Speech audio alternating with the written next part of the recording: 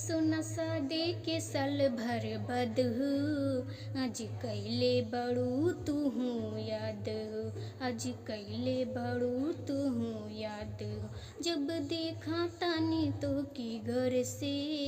अखिया भरी जाता भियो लोर से अखिया भरी जाता भियो लोर से कैसे कैसे फोन कैले बड़ू बोला न कब परेशानी खेतवा में सरसों फूलाइलिया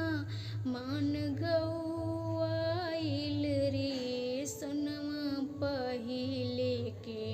प्यार याद आइलिया अखिया रोआइल रे पगला पहिले के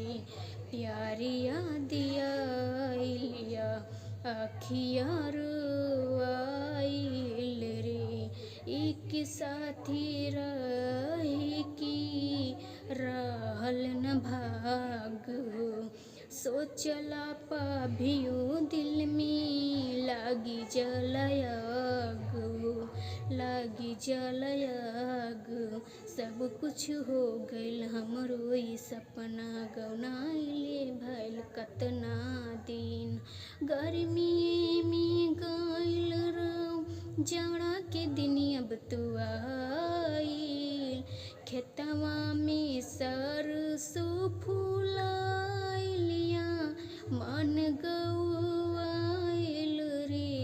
सोनवा पहिले के प्यार याद आइलिया